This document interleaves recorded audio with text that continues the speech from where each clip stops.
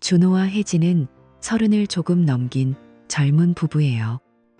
결혼한 지 2년이 되었고 주변 사람들이 부러워할 만큼 완벽한 커플로 보였어요. 준호는 외국계 IT 대기업에서 프로젝트 매니저로 일하면서 매일 저녁 8시가 넘어서야 집에 들어오곤 했어요. 그래도 주말만큼은 혜진에게 온전히 바쳤어요. 혜진은 도심구청 홍보부서에서 공무원으로 근무했어요. 안정적인 직장이라 출퇴근 시간이 고정적이었고 보통 오후 6시쯤 퇴근해서 집에 돌아와 저녁을 준비하고 준호를 기다렸어요. 그들의 일상은 정말 꿈 같았어요. 매일 아침 준호가 출근하기 전에 혜진이 커피를 타주며 오늘도 화이팅! 이라고 말해주면 준호는 미소를 지으며 고마워. 당신 덕분에 하루가 밝아라고 답했어요. 저녁에 준호가 늦게 들어오면 혜진은 이미 준비된 따뜻한 밥상 앞에서 기다리고 있었어요. 둘이 함께 식탁에 앉아 하루를 나누는 시간이 제일 소중했어요. 오늘 회의에서 상사가 내 아이디어를 칭찬했어. 당신이 응원해준 덕분이야. 라고 준호가 말하면 혜진은 웃으며 당신이 열심히 한 결과지. 나도 오늘 구청에서 새로운 캠페인 기획했어라고 대답했어요. 주말이 되면 그들은 로맨틱한 데이트를 즐겼어요. 한강을 따라 산책하며 손을 잡고 걸었어요. 가을 바람이 불어오면 준호가 혜진의 어깨를 감싸며 추우면 안 돼라고 속삭였어요. 영화관에 가서 로맨틱 코미디를 보면서 웃음을 터뜨렸고 팝콘을 나눠 먹으며 속닥거렸어요. 이 영화처럼 우리도 영원히 행복할 거야 라고 준호가 말하면 혜진은 고개를 끄덕이며 응, 나도 그렇게 생각해라고 했어요. 가끔은 차를 몰고 가평이나 양평으로 드라이브를 갔어요. 그곳에서 신선한 산채 비빔밥을 먹고 카페에 앉아 커피를 마시며 창밖 풍경을 바라봤어요. 준호가 혜진의 손을 잡고 이런 순간이 영원했으면 좋겠어. 당신과 함께라면 어디든 천국이야 라고 말하면 혜진은 부드럽게 웃으며 나도 마찬가지야. 우리 이렇게 행복하게 살아가자라고 답했어요. 그들의 집은 서울의 작은 아파트였지만 사랑으로 가득 찼어요. 주방에서 혜진이 요리할 때 준호가 뒤에서 안아주며 냄새 좋다. 오늘 메뉴는 뭐야? 라고 물으면 혜진은 당신 좋아하는 김치찌개야. 빨리 씻고 와라고 했어요. 침실에서 둘이 누워 TV를 볼 때 준호가 혜진의 머리를 쓰다듬으며 결혼해서 정말 잘한 선택이었어라고 속삭였어요. 혜진은 준호의 가슴에 기대며 나도 행복해. 이게 우리의 일상이잖아라고 말했어요. 주변 친구들도 그들을 보며 너희들처럼 살고 싶어라고 부러워했어요. 결혼기념일에는 준호가 꽃다발을 사오며 2년째지만 매일 처음처럼 사랑해라고 고백했어요. 혜진은 눈물을 글썽이며 고마워, 오빠. 나도 영원히 당신 곁에 있을게라고 안겼어요. 그런데 점점 이상한 기운이 스멀스멀 피어올랐어요. 혜진이 평소보다 늦게 집에 들어오기 시작했어요. 원래 7시쯤이면 도착하던 그녀가 8시, 심지어 9시가 되어서야 문을 열었어요. 준호가 오늘 왜 이렇게 늦었어? 라고 물으면 혜진은 피곤한 미소를 지으며 구청에서 긴급 커뮤니티 캠페인이 있어서 야근했어. 홍보 이벤트 준비 때문에라고 설명했어요. 처음에는 준호도 공무원이 가끔 바쁘긴 하네. 수고했어라고 넘겼어요. 자신의 직장도 바빴으니까 이해가 갔어요. 하지만 그런 날이 점점 잦아졌어요. 일주일에 한두 번이 3번, 4번으로 늘어났어요. 어느 저녁 준호가 먼저 집에 와서 기다리다 혜진이 9시 반에 들어오자 또 야근이야? 요즘 너무 자주 내라고 말했어요. 혜진은 가방을 내려놓으며 응, 새로운 지역 축제 홍보 때문에 자료 정리하고 미팅이 길어졌어. 미안해라고 했어요. 그녀의 목소리에 피곤함이 묻어났지만 준호는 그 안에 뭔가 숨겨진 듯한 느낌을 받았어요. 혜진이 샤워를 하고 나오면 평소처럼 저녁을 먹었지만 대화가 조금 어색해졌어요. 오늘 무슨 일 있었어? 자세히 말해봐라고 준호가 물으면 혜진은 그냥 평범한 야근이야. 당신도 피곤할 텐데 빨리 먹고 쉬자라고 얼버무렸어요. 어느 주말 한강 산책 중에 준호가 요즘 당신 일상이 바뀐 것 같아. 나 걱정되라고 솔직히 털어놓았어요. 혜진은 강물을 보며 아니야, 그냥 일시적인 거야. 곧 정상으로 돌아올게라고 말했지만 그녀의 눈빛에 약간의 동요가 스쳤어요. 준호는 그 말을 믿고 싶었지만 마음 한구석에 불안이 싹 텄어요. 혜진의 핸드폰이 자주 울리기 시작했어요. 저녁에 메시지가 오면 그녀가 재빨리 확인하고 미소를 지었어요. 누구야? 라고 물으면 동료야. 일 이야기라고 짧게 답했어요. 그런 작은 변화들이 쌓여가며 그들의 꿈 같던 일상에 미세한 균열이 생겼어요. 혜진의 야근이 더 잦아지면서 집안 분위기가 서서히 변했어요. 어느 날 밤 준호가 십시에 들어온 혜진을 보며 오늘도 캠페인 때문이야? 구청에서 무슨 대형 프로젝트라도 있어? 라고 물었어요. 혜진은 코트를 벗으며 맞아, 지역 주민 참여 이벤트라서. 사진 찍고 자료 만들고 바빴어라고 했어요. 그녀의 머리카락에서 은은한 향수 냄새가 났지만 준호는 그냥 피로한 탓이라고 생각했어요. 다음 날 아침 혜진이 평소보다 일찍 출근 준비를 하며 오늘도 늦을 수 있어. 미리 말할게라고 하자 준호는 알았어. 하지만 건강 챙겨라고만 말했어요. 속으로는 왜 이런 변화가 생겼는지 궁금했지만 아직 대놓고 캐묻지 않았어요. 그렇게 몇 주가 지나면서 혜진의 태도가 조금씩 달라졌어요. 주말 데이트에서도 그녀가 핸드폰을 자주 확인했어요. 양평 카페에서 커피를 마시다 메시지가 오자 혜진이 슬쩍 웃으며 답장을 보냈어요. 준호가 무슨 재미있는 일 있어? 라고 물으면 아, 동료가 재미있는 사진 보냈어 라고 했어요. 준호는 웃으며 넘겼지만 가슴이 살짝 무거워졌어요. 혜진은 여전히 준호를 안아주고 키스했지만 그 안에는 미묘한 거리감이 느껴졌어요. 사랑해라고 말할 때 그녀의 목소리가 평소만큼 따뜻하지 않았어요. 준호는 그 변화를 느끼며 불안해했지만 아직은 믿음을 저버리지 않았어요. 혜진의 변화는 단순히 늦은 귀가로 끝나지 않았어요.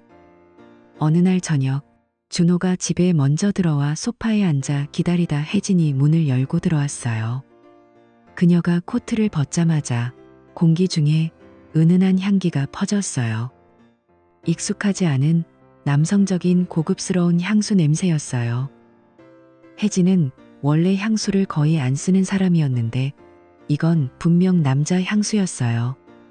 준호가 가까이 다가가 그녀의 어깨를 안으며 오늘 향이 좋네? 새로 산 거야? 라고 물었어요. 혜진은 재빨리 웃으며 아니, 사무실 동료가 새 향수 뿌렸나 봐. 나한테 묻었어라고 대답했어요. 하지만 준호는 그 냄새가 너무 강하고 동료의 것이라고 하기엔 너무 세련됐다고 느꼈어요. 게다가 그 안에 섞인 희미한 담배 냄새가 문제였어요. 혜진은 담배를 피우지 않았고 준호도 마찬가지였어요. 담배 냄새도 나네? 동료 중에 누가 피우나? 라고 조심스럽게 물으니 혜진은 응. 팀장님이 가끔 피우셔. 회의실에서 가까이 앉아서 그런가 봐라고 했어요. 준호는 고개를 끄덕였지만 속으로는 이상하다고 생각했어요. 공무원 사무실에서 누가 그렇게 자유롭게 담배를 피우나 싶었어요. 그날 밤 둘이 침대에 누워 TV를 보는데 준호가 혜진의 손을 잡았어요. 우리 결혼한 지 2년 됐잖아. 이제 슬슬 아이 가질 때 되지 않았어? 나 아빠 되고 싶어라고 말했어요. 혜진의 몸이 살짝 굳는 게 느껴졌어요. 그녀는 TV 화면을 보며 아직은 좀 일도 바쁘고 피곤해서 준비가 안 됐어라고 대답했어요.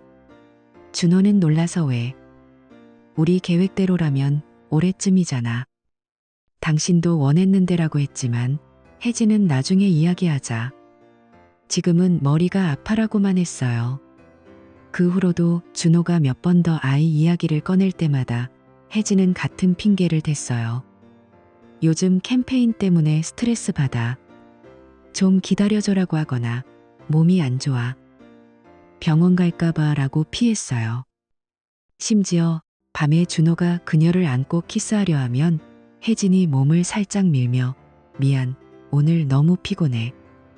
그냥 자자라고 했어요. 처음엔 준호가 이해하려 했지만 그런 거절이 반복되면서 마음이 아팠어요. 혜진의 눈빛에 피로가 아니라 다른 무언가가 스치고 지나가는 것 같았어요. 혜진의 주말 일정도 점점 달라졌어요. 원래 주말엔 둘이 함께 시간을 보냈는데 이제 그녀가 혼자 외출하는 일이 잦아졌어요. 토요일 아침 혜진이 화장을 하고 나서며 오늘 친구들 만나고 올게. 쇼핑도 좀 하고라고 말했어요. 준호가 누구? 같이 갈까? 라고 물으니 대학 동기들. 여자들끼리라서 편하게라고 웃으며 나갔어요. 그날 혜진은 저녁 10시가 넘어서야 돌아왔어요. 재미있었어? 뭐 샀어? 라고 준호가 묻자 그녀는 쇼핑백을 보여주며 옷 몇 벌 샀어. 친구들이랑 카페에서 수다 떨다 보니 늦었네라고 했어요. 하지만 쇼핑백 안엔 평범한 블라우스 하나뿐이었어요. 준호는 이상하게 생각했지만 그냥 수고했어. 다음엔 나도 데려가라고 말했어요. 그런데 어느 토요일 오후 준호가 동네 마트에 장을 보러 갔어요. 과일 코너에서 익숙한 얼굴을 봤어요. 혜진의 대학 절친은지였어요. 준호가 반갑게 은지씨, 오랜만이네. 요즘 혜진이랑 자주 만나 라고 인사했어요. 은지가 장바구니를 들고 돌아보며 준호 오빠? 네, 오랜만이에요. 혜진이랑? 최근엔 못 봤어요. 왜요? 라고 했어요. 준호의 심장이 덜컥 내려앉았어요. 혜진이 요즘 주말마다 친구들 만나러 간다고 해서 은지랑도 만나나 했지라고 말하니 은지가 눈을 동그랗게 뜨며져요. 아니에요. 마지막으로 본 게 3개월 전인가? 혜진이 바빠서 연락도 뜸했어요 라고 대답했어요. 준호는 웃으며 다른 친구들인가 봐. 고마워라고 넘겼지만 집으로 돌아오는 길에 머릿속이 복잡했어요. 혜진이 거짓말을 한 건가? 왜? 그날 저녁 혜진이 돌아오자 준호가 조심스럽게 오늘 은지 만났어. 요즘 너랑 안 만나나 봐 라고 물었어요. 혜진은 순간 당황한 기색을 보이더니 오늘 만난 건 다른 친구들이야. 은지는 다음에라고 얼버무렸어요. 준호는 더 캐묻지 않았지만 가슴이 답답했어요. 그 후로 혜진의 행동은 더 수상해졌어요. 어느 금요일 저녁 그녀가 가방을 챙기며 이번 주말에 공무원 개발 세미나 때문에 공주 쪽으로 가. 일요일 아침에 출발해서 월요일 저녁에 돌아올게라고 말했어요. 준호가 주말에 공무원이 공작가? 보통 평일 아니야 라고 물으니 혜진은 특별 프로그램이야. 지역 네트워킹 때문에. 걱정 말라고 웃으며 키스하고 나갔어요. 준호는 혼자 집에 앉아 TV를 켰지만 집중이 안 됐어요. 공무원이 주말에 그렇게 자주 세미나를 가나? 인터넷으로 검색해보니 가끔 있지만 흔한 일은 아니었어요. 혜진이 떠난 일요일 아침 준호는 빈집에서 커피를 마시며 그녀의 사진을 봤어요. 무슨 일이야? 왜 나한테 솔직하지 않아? 라고 중얼거렸지만 목소리가 떨렸어요. 그 주말 내내 준호는 불안에 휩싸였어요. 혜진에게 메시지를 보냈어요. 세미나 어때? 재미있어? 라고. 그녀의 답장은 늦게 왔어요. 응, 강의 듣고 있어. 피곤하지만 유익해라고. 월요일 저녁 혜진이 돌아오자 그녀의 가방에서 또 그 남성 향수 냄새가 났어요. 준호가 안아주며 수고했어. 밥 먹자라고 말했지만 속으로는 의심이 커져만 갔어요. 왜 이런 변화가 생긴 거지? 혜진이 정말 일 때문인가? 아니면 다른 사람이 있는 건가? 준호는 밤에 잠을 이루지 못하고 뒤척였어요. 다음 날 아침 혜진이 출근 준비를 하며 이번 주도 바쁠 것 같아라고 하자 준호는 알았어. 하지만 우리 이야기 좀 해. 요즘 이상해라고 말했어요. 혜진은 무슨 소리야? 그냥 피곤한 거지라고 웃으며 나갔어요. 준호는 창밖을 보며 한숨을 쉬었어요. 의심이 점점 커지는데 직접 물어보기엔 두려웠어요. 만약 사실이라면? 그럼 우리 관계가 어떻게 되지? 그런데 그 주 중에 또 다른 일이 벌어졌어요. 준호가 회사에서 일찍 퇴근해 집에 오니 혜진의 핸드폰이 소파에 놓여 있었어요. 그녀는 샤워 중이었어요. 핸드폰이 진동하며 메시지가 왔어요. 준호는 순간적으로 화면을 봤어요. 오늘 밤 어때? 지난번처럼이라는 내용이었어요. 발신자는 팀장님으로 저장돼 있었어요. 준호의 손이 떨렸어요. 이게 뭐야? 샤워 소리가 멈추자 그는 재빨리 핸드폰을 내려놓고 TV를 켰어요. 혜진이 나와서 핸드폰을 확인하더니 미소를 지으며 답장을 보냈어요. 무슨 메시지라고? 준호가 물으니 일 이야기야. 내일 미팅이라고 했어요. 하지만 준호의 마음은 이미 산산조각 나고 있었어요. 그날 밤 둘이 식탁에 앉아 밥을 먹는데 대화가 거의 없었어요. 혜진이 왜 그래? 피곤해? 라고 물으니 준호는 응, 그냥이라고만 대답했어요. 속으로는 폭풍이 몰아치고 있었어요. 혜진의 주말 공작이 또 반복됐어요. 이번엔 강원도로 간다고 했어요. 리더십 워크숍이야. 동료들랑 같이라고 설명했어요. 준호가 사진 좀 보내줘. 궁금하네라고 하니 혜진은 알았어. 찍어서 보낼게라고 했어요. 하지만 주말 내내 사진은 한 장도 오지 않았어요. 메시지만 바빠. 나중에라고. 월요일에 돌아온 혜진은 피곤한 얼굴로 좋았어. 배운 게 많아라고 말했어요. 준호는 그녀의 목에 살짝 난 자국을 봤어요. 그건 뭐야? 벌레 물린 거? 라고 물으니 혜진이 손으로 가리며 아, 산책하다가 그런가 봐라고 했어요. 준호의 의심은 이제 확신에 가까워졌어요. 하지만 아직 증거가 없었어요. 그는 은지에게 다시 연락해보기로 했어요. 혜진이 요즘 어때? 무슨 일 있나? 라고 메시지를 보냈어요. 은지의 답장, 모르겠어요.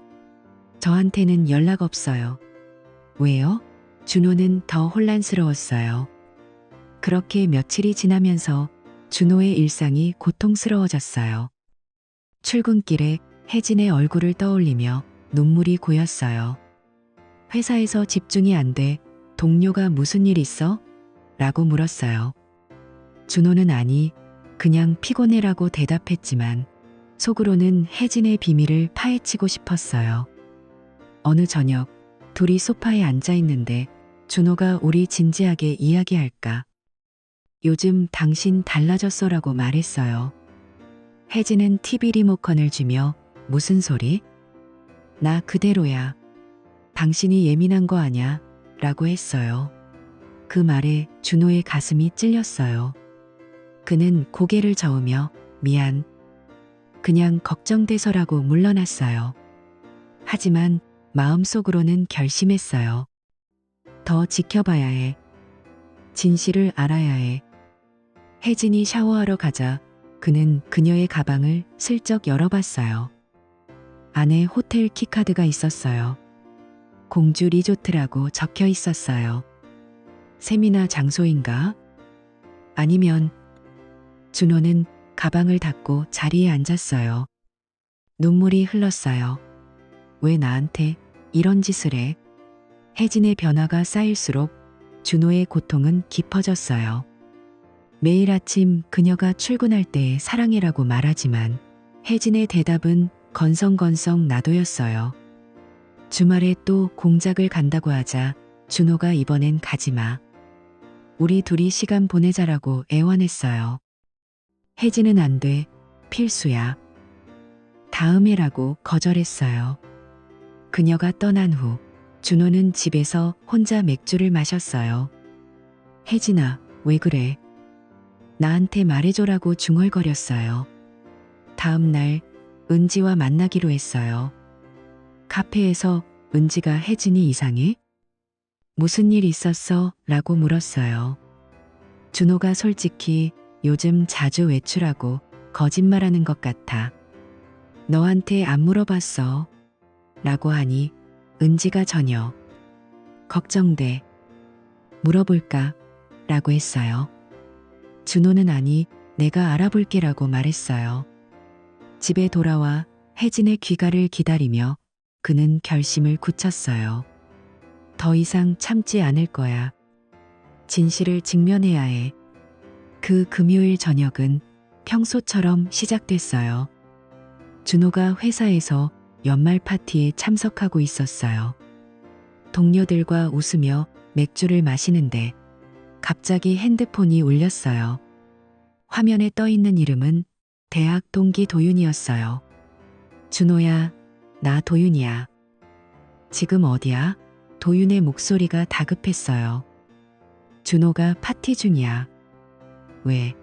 라고 물으니 도윤이 주저하듯 오늘 오후에 강남 쪽에서 혜진이를 봤어. 어떤 아저씨랑 같이. 나이 좀 든 남자. 40대쯤 돼 보이는데 양복 차림으로 아주 점잖아 보였어. 고급 레스토랑이었어. 커플들이 가는 곳 같더라. 둘이 손잡고 웃으면서 들어가던데 정말 친밀해 보였어라고 말했어요. 준호의 머리가 하얘졌어요. 혜진은 오늘 저녁에 야근한다고 했어요. 확실해? 착각한 거 아니야? 라고 준호가 떨리는 목소리로 물었어요. 도윤이 미안해. 착각 아닐 거야. 사진 찍을까 했지만 이상해서 그냥 전화했어. 조심해라고 했어요. 전화를 끊자마자 준호가 혜진에게 전화를 걸었어요. 신호음이 가다 끊겼어요. 다시 걸어도 마찬가지예요. 결국 핸드폰이 꺼져버렸어요. 준호는 파티를 중간에 빠져나와 택시를 타고 집으로 향했어요. 가슴이 터질 것 같았어요. 혜진아, 이게 무슨 일이야? 라고 혼자 중얼거렸어요. 집에 도착하니 불이 꺼져 있었어요. 준호가 거실에 앉아 기다렸어요. 시계가 자정을 넘기는데도 혜진은 오지 않았어요. 새벽 2시쯤 문이 열리는 소리가 났어요. 혜진이 조용히 들어와 코트를 벗었어요. 늦었네? 야근이었어? 라고 준호가 어두운 목소리로 물었어요.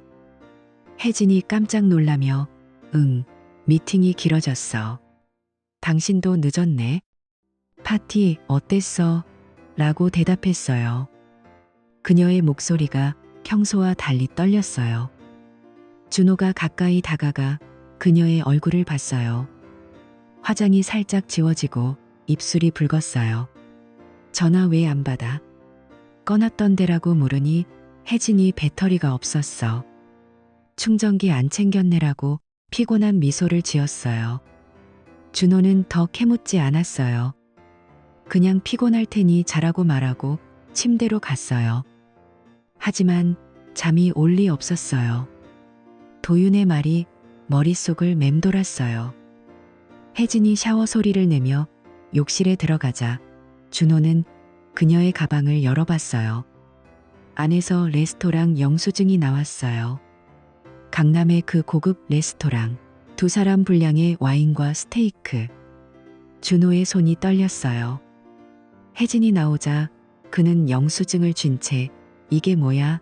라고 물었어요. 혜진의 얼굴이 창백해졌어요. 동료랑 저녁 먹었어. 일 때문이야 라고 그녀가 재빨리 대답했어요. 준호는 고개를 저으며 거짓말하지 마. 강남에서 봤대. 남자랑이라고 말했어요. 혜진이 눈을 내리깔며 친구야. 오해하지 말라고 했지만 준호는 이미 돌아서서 소파에 앉았어요. 그날 밤 둘이 같은 침대에 누웠지만 서로 등을 돌린 채로 잠들었어요. 다음 날 아침 준호가 일찍 눈을 떴어요. 혜진은 아직 자고 있었어요.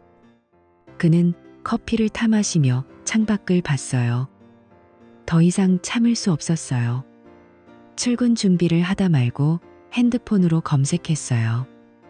외도조사, 탐정사무소. 가까운 곳을 찾아 나섰어요. 지하철을 타고 서울 중심가로 갔어요. 사무소는 빌딩 5층에 있었어요. 문을 열자 중년 남자가 책상 뒤에 앉아 있었어요. 안녕하세요. 상담 왔어요. 라고 준호가 말했어요. 탐정이 앉으세요. 무슨 일로 오셨어요? 라고 물었어요. 준호가 떨리는 목소리로 혜진의 변화, 야근, 주말 외출, 도윤의 목격담을 털어놓았어요. 탐정이 고개를 끄덕이며 이런 경우 많아요. 조사해 볼 만해요. 기본 일주일에서 2주, 비용은 300만 원 정도예요. 사진과 영상 증거 드릴게요. 라고 했어요. 준호는 지갑을 열어 계약금을 냈어요. 부탁해요. 진실을 알아야 해요. 라고 말했어요. 탐정이 걱정 마세요. 비밀 보장해요. 라고 안심시켰어요. 사무소를 나서며 준호의 다리가 후들거렸어요. 집으로 돌아오는 길에 눈물이 흘렀어요. 혜진아, 제발 오해의 길이라고 속으로 빌었어요. 그 후 2주가 지옥 같았어요. 준호는 매일 회사에 가서 일에 집중하려 했지만 머릿속에 혜진의 얼굴과 그 남자 생각뿐이었어요. 집에서는 평소처럼 행동했어요. 아침에 혜진이 오늘도 늦을 수 있어라고 말하면 준호가 알았어. 밥 챙겨 먹으라고 대답했어요. 저녁에 함께 밥을 먹을 때 혜진이 요즘 당신 표정이 안 좋아. 무슨 일 있어라고 물었어요. 준호가 웃으며 회사 스트레스야. 괜찮아라고 넘겼어요. 하지만 밤에 그녀가 잠들면 준호는 베개에 얼굴을 묻고 울었어요. 주말에 혜진이 또 세미나 간다라고 하자 준호가 조심히 다녀와라고만 말했어요. 그녀가 떠난 집은 텅 비어 느껴졌어요. 도윤에게 전화해서 고마워. 그 말 덕분에 마음 정했어라고 했어요. 도윤이 힘들겠네. 내가 도울 일 있으면 말해라고 위로했어요. 매일 탐정에게서 중간 보고가 왔어요. 오늘 대상자 추적 중이라는 메시지. 준호는 그 메시지를 볼 때마다 심장이 쿵쾅거렸어요. 드디어 2주 후 탐정사무소에서 전화가 왔어요. 결과 나왔어요. 오세요라고. 준호가 회사에서 빠져나와 달려갔어요. 사무소에 들어서자 탐정이 두꺼운 파일을 내밀었어요. 앉으세요. 안 좋은 소식이네요. 라고 말했어요. 준호의 손이 떨리며 파일을 열었어요. 첫 페이지에 사진이 있었어요. 혜진과 40대 남자가 손을 잡고 호텔로 들어가는 장면. 이게 누군데요? 라고 준호가 물었어요. 탐정이 강태준 씨예요. 혜진 씨 직속 상사, 구청 홍보부장. 42살, 기혼자예요. 라고 설명했어요. 다음 사진은 둘이 레스토랑에서 와인을 마시며 웃는 모습. 혜진의 머리에 그의 손이 닿아 있었어요. 이건 지난 주말 스파 리조트예요. 혜진 씨가 공작 간다고 한 곳이라고 탐정이 덧붙였어요. 영상도 있었어요. 둘이 차 안에서 키스하는 장면. 준호의 눈앞이 깜깜해졌어요. 왜? 왜 이런 거예요? 라고 중얼거렸어요. 탐정이 외도해요. 3개월 전부터 시작된 듯해요. 야근, 친구 만남, 세미나 다 핑계였어요. 아이 가지는 것도 피한 이유예요. 라고 했어요. 준호는 파일을 덮고 고개를 숙였어요. 가슴이 찢어지는 아픔이었어요. 고마워요. 이제 어떻게 해야 할까요? 라고 물었어요. 탐정이 상황에 따라 다르지만 증거로 쓰세요라고 조언했어요. 사무소를 나서며 준호는 비틀거렸어요. 지하철에서 눈물이 주룩 흘렀어요. 집에 도착하니 혜진이 저녁을 준비하고 있었어요. 일찍 왔네? 밥 먹자라고 그녀가 웃었어요. 준호가 파일을 테이블에 놓으며 이게 뭐야? 설명해라고 말했어요. 혜진의 얼굴이 하얗게 질렸어요. 준호야, 그게 오해야라고 더듬거렸어요. 준호가 사진을 꺼내 보이며 오해? 이 사진들 다 오해야. 강태준 씨랑 라고 소리쳤어요. 혜진이 주저앉으며 미안해. 실수였어라고 울었어요. 준호가 실수? 3개월째? 나한테 왜 거짓말했어? 라고 물었어요. 혜진이 고개를 저으며 처음엔 일 때문이었어. 태준 씨가 도와주다 보니 감정이 생겼어. 하지만 당신 사랑이라고 했어요. 준호의 눈에 눈물이 고였어요. 사랑? 이게 사랑이야? 우리 결혼 인연인데 라고 말했어요. 혜진이 그의 손을 잡으려 했지만 준호가 뿌리쳤어요. 나가. 생각할 시간 줘라고 했어요. 혜진이 울면서 방으로 들어갔어요. 준호는 소파에 앉아 밤새워 사진을 봤어요. 배신감이 밀려왔어요. 다음 날 아침 혜진이 용서해 줄래? 라고 물었어요. 준호가 모르겠어. 너무 아파라고 대답했어요. 집안 공기가 무거웠어요. 그 후 며칠 동안 준호는 회사에 병가를 냈어요. 혼자 산책하며 생각했어요. 도윤에게 전화해서 맞았어. 외도였어라고 털어놓았어요. 도윤이 힘들겠네. 이혼할 거야 라고 물었어요. 준호가 아직 모르겠어. 상처가 커라고 했어요. 은지에게도 연락했어요. 혜진이 일 있었어. 너 알아라고. 은지가 몰랐어. 미안해. 내가 말렸어야 했는데라고 했어요. 준호는 파일을 보며 혜진의 미소를 떠올렸어요. 행복했던 날들이 스쳤어요. 하지만 이제 그 미소가 가짜처럼 느껴졌어요. 어느 저녁 혜진이 우리 다시 시작하자.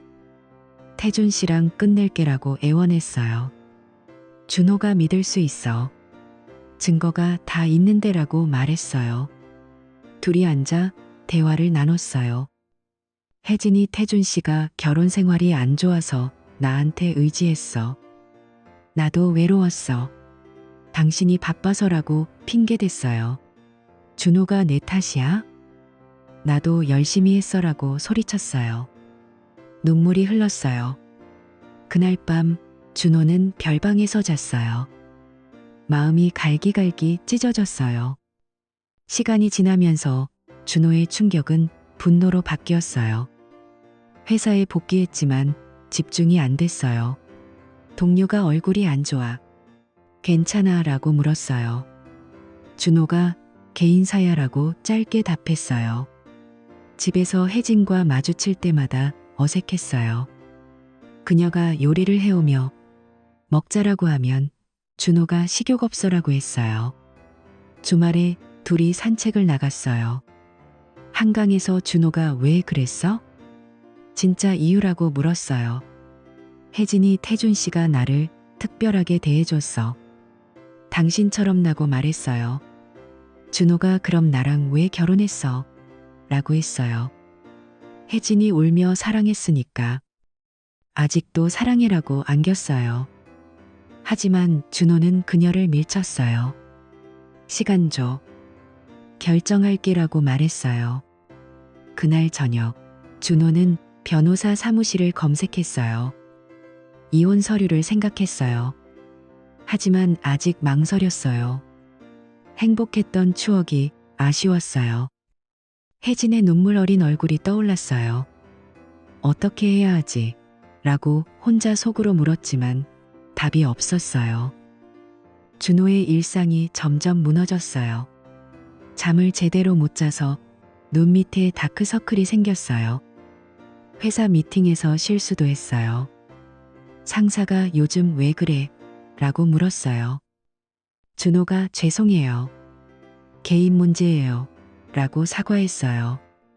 집에 돌아오면 혜진이 기다리고 있었어요. 오늘 태준 씨한테 그만두겠다고 했어라고 그녀가 말했어요. 준호가 정말? 증거 보여줘라고 했어요. 혜진이 핸드폰을 보여주며 여기 메시지 보냈어. 끝이야 라고 했어요. 하지만 준호는 믿기 어려웠어요. 시간이 필요해라고만 말했어요. 그 주말 준호가 혼자 양평으로 드라이브 갔어요. 예전 데이트 장소에서 커피를 마시며 눈물을 흘렸어요. 혜진아, 우리 끝인가 라고 중얼거렸어요. 돌아오는 길에 도윤을 만났어요. 카페에서 이혼할까 바라고 털어놓았어요. 도윤이 잘 생각해. 상처가 클 텐데라고 조언했어요. 집에 도착하니 혜진이 꽃을 사와 미안해. 다시 잘해보자라고 했어요. 준호가 꽃을 받으며 노력해볼게라고 말했지만 마음은 여전히 아팠어요. 파일을 들고 집으로 돌아온 그날 밤 준호는 거실 소파에 앉아 꼼짝도 하지 않았어요. 혜진이 부엌에서 저녁을 데우며 오늘 일찍 왔네? 피곤해 보이네라고 말했지만 준호는 대답 없이 파일을 손에 쥔 채로 창밖을 바라봤어요. 머릿속에 사진들이 스치고 지나갔어요. 혜진과 그 남자가 손을 잡고 호텔로 들어가는 모습, 레스토랑에서 속삭이는 장면, 스파에서 서로를 안는 사진. 그 모든 게 현실이었어요. 준호의 가슴이 찢어지는 듯 아팠어요. 혜진이 식탁에 밥을 차리며 빨리 먹자. 김치찌개 식기 전에라고 재촉했어요. 준호가 천천히 일어나 앉았지만 숟가락을 들자마자 내려놓았어요. 식욕 없어라고 중얼거렸어요. 혜진이 걱정스러운 눈으로 왜 그래? 회사에서 무슨 일 있었어? 라고 물었어요. 준호는 그녀의 얼굴을 똑바로 쳐다보며 아니, 그냥이라고만 했어요. 그날 밤 둘이 침대에 누웠지만 준호는 등을 돌리고 잠을 이루지 못했어요.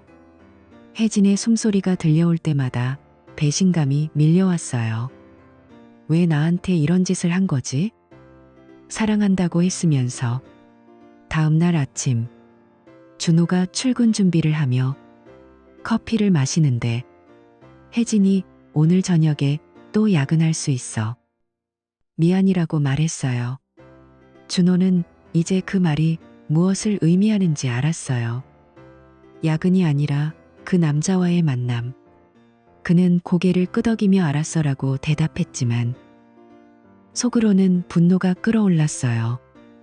회사에 도착해서도 집중이 안 됐어요. 컴퓨터 앞에 앉아 프로젝트 자료를 보는데 눈앞에 혜진의 사진이 아른거렸어요. 동료가 준호 씨, 오늘 안색이 안 좋아요. 어디 아파? 라고 물었어요. 준호가 괜찮아요. 그냥 피곤해서라고 웃으며 넘겼어요. 점심시간에 혼자 카페에 앉아 파일을 다시 펼쳤어요. 사진 한 장 한 장을 보며 눈물이 고였어요. 행복했던 결혼식 날, 한강 산책, 양평 드라이브. 그 모든 게 거짓이었나. 저녁에 집에 돌아오니 혜진이 아직 안 왔어요. 그는 소파에 앉아 기다렸어요. 9시가 넘어서야 문이 열리고 혜진이 들어왔어요. 그녀의 옷에서 또 그 향수 냄새가 났어요. 늦었네? 수고했어라고 준호가 말했지만 목소리가 차가웠어요. 혜진이 미팅이 길어졌어라고 하며 샤워하러 갔어요. 준호는 그녀의 핸드폰을 슬쩍 봤어요. 메시지가 와 있었어요. 오늘도 좋았어. 다음에 바라는 내용. 발신자는 팀장님. 준호의 주먹이 저절로 쥐어졌어요. 그렇게 며칠이 흘렀어요. 매일 아침 혜진이 출근할 때 사랑해라고 말하지만 준호는 응이라고만 대답했어요.